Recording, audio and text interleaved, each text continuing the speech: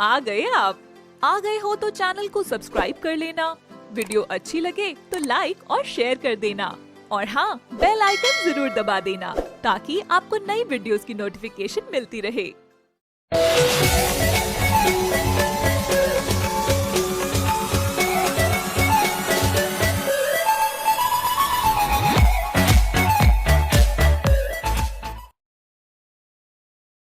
कहानी है फिरोजपुर नामक गांव की, जहां वासु अपनी छोटी बहन रीता और अपने माता पिता के साथ रहता था। वह लोग ज्यादा अमीर नहीं थे, पर फिर भी राजी खुशी से रहते थे।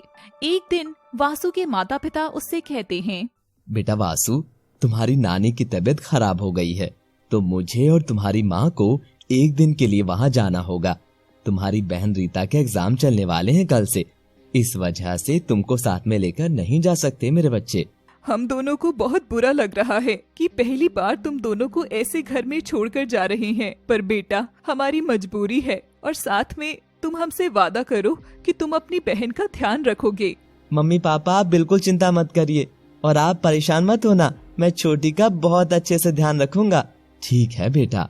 अगली सुबह वासु के माता पिता चले जाते हैं और वासु अपनी छोटी बहन को एग्जाम दिलाने स्कूल चला जाता है। फिर वो दोनों घर आते हैं और जो खाना उनकी माँ बनाकर गई थी वह दोनों उसे खा लेते हैं। वासु और रीता घर के भी सारे काम कर लेते हैं। पूरी रात अपने माता पिता के इंतजार में कब उन दोनों को नींद आ जाती है उन्हें पता भी नहीं चलता। अगली सुबह भी उनके माता पिता वापस नहीं आते, तो वासु अपनी नानी को फोन करके पूछता है, हेलो नानी जी, आप कैसी हैं? मम्मी पापा अभी तक वहीं हैं क्या? नहीं वासु बेटा, वो तो कल शाम ही निकल गए थे। क्या अभी तक घर नहीं पहुँचे? नहीं नानी जी, अभी तक वो लोग नहीं पहुँचे हैं, इसीलिए मुझे थोड़ी चिंता हो रही थी, तभी मैंने आपको कॉल करी।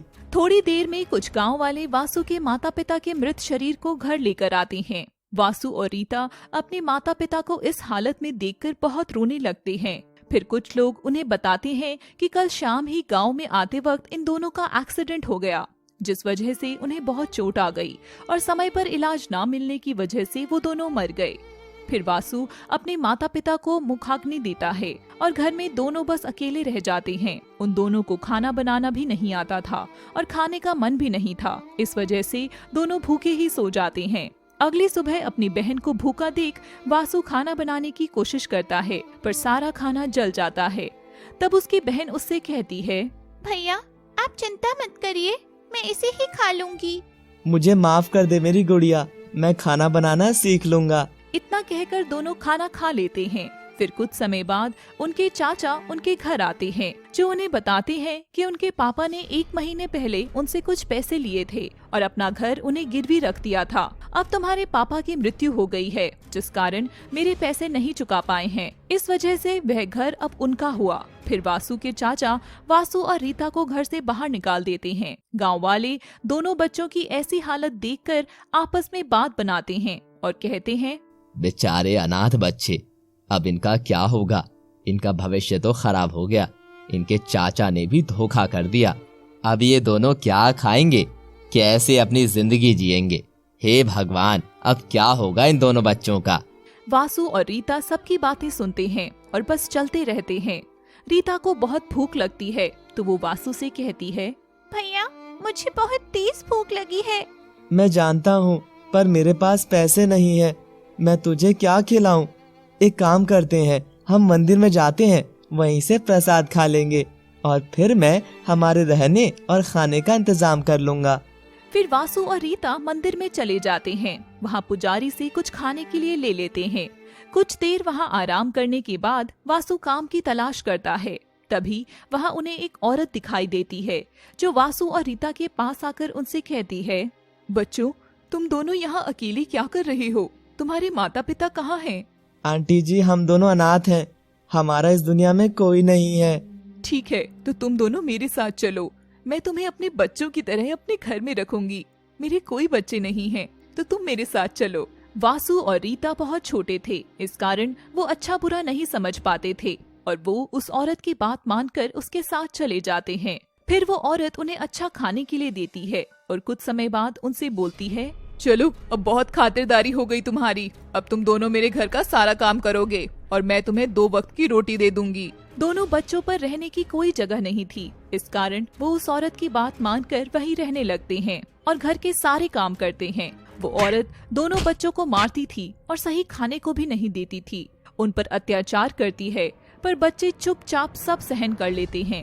एक दिन उनके घर में एक आदमी आता है जो नशे में धुत था। रीता उसके लिए खाना लेकर आती है तो वो उसके साथ जबरदस्ती करने लगता है। रीता अपने भाई को आवाज देती है तो वासु वहाँ आ जाता है और उस आदमी को कहता है, अंकल आप ही क्या कर रहे हैं? मेरी बहन को छोड़ दीजिए। तू जाकर अपना काम कर। अगर आपने मेरी बहन को नहीं छोड़ा तो मैं आंटी को बुला दूंगा। हाँ। जिसको बुलाना है बुला ले। तुझे क्या लगता है तुम किसी शरीफ इंसान के यहाँ हो? जिसके घर में तुम हो वो औरत भी यही काम करती है और उसे बस पैसों से मतलब है, उसके लिए वो कुछ भी करेगी। वासु ये सब सुनकर डर जाता है और अपनी बहन को छुड़वाने के लिए वासु उसके सर में पास रखा फ्लावर वास मार देता है और अपनी बहन को लेकर वहाँ से भाग जाता है। कुछ दूर चलने के बाद वासु रीता को गले लगाते हुए कहता है, मुझे माफ कर दो गुड़िया, मैंने तुझे उस गंदी जगह रहने दिया। आज के बाद मैं किसी पर भरोसा नहीं करूँगा और तुझे खुद से दूर नहीं रहने दूंगा। फिर वो दोनों थक जाते हैं और पास के एक ढाबे के पास सो जाते हैं। अगली सुबह ढाबे का मालिक वहाँ आता है और दोनों बच्चों को सोता देख उन्हें जगाता है और उनसे कहता है, बच्चों तुम दोनों यहाँ कैसे आए और तुम्हारे माता पिता कहाँ हैं? हम दोनों अनाथ हैं और कल रात हम आपके ढाबे पर सो गए, हमें माफ कर दीजिए, अब हम चलते हैं। अरे तुम दोनों को भूख लग रही होगी, कुछ खा लो फिर चले जाना। वासु और रीता खाना खाते हैं। तभी मालिक दोबारा उनसे कहता है, अब तुम दोनों कहाँ जाओगे? पता नहीं साहब, पर अब किसी पर भरोसा नहीं करेंगे। क्यों, ऐसा क्या हुआ?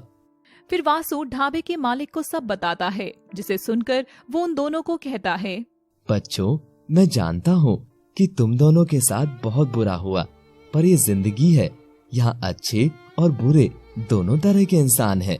मेरे बच्चे और बीवी एक एक्सीडेंट में गुजर गए, जिसके बाद मेरा भी कोई नहीं है और तुम दोनों भी अनाथ हो और तुम दोनों को अगर मुझ पर भरोसा हो तो क्या हम एक परिवार बन सकते हैं? तुम्हें पिता भी मिल जाएगा और मुझे औलाद। वासु और रीता ये सब सुनकर खुश हो जाते हैं और उन्हें गले लगा लेते हैं।